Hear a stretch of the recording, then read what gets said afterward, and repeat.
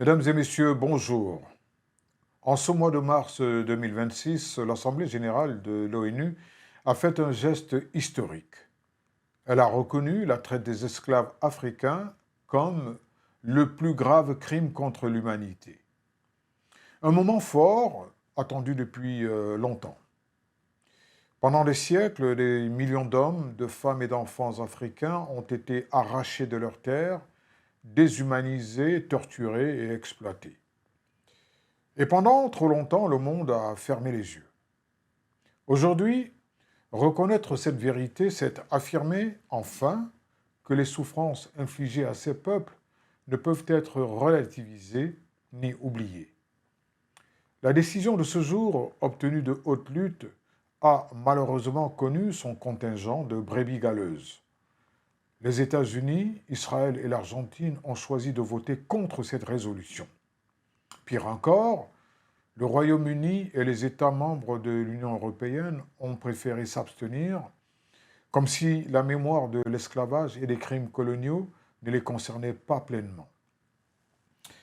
Cette attitude, il faut se le dire, n'est pas seulement une honte diplomatique. Elle est une insulte à la dignité humaine. Refuser de reconnaître ce crime pour ce qu'il est, c'est entretenir le déni, c'est refuser la justice réparatrice, c'est tourner le dos à la vérité historique.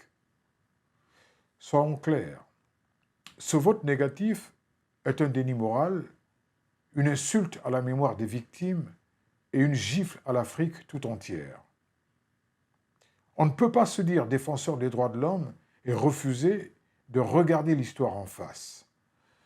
Reconnaître un crime, ce n'est pas s'accuser, c'est assumer sa part de responsabilité. C'est ouvrir la porte à la réconciliation.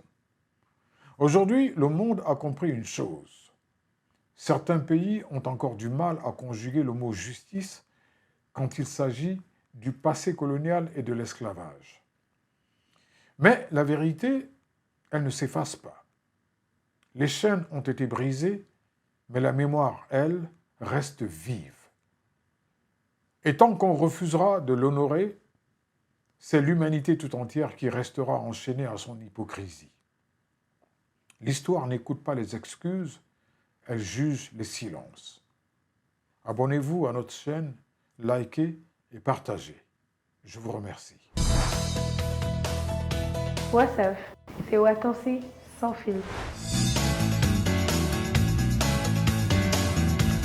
WhatsApp, c'est du journalisme un cran au-dessus. Oh, il le fait sans filtre. Suivez-moi à WhatsApp.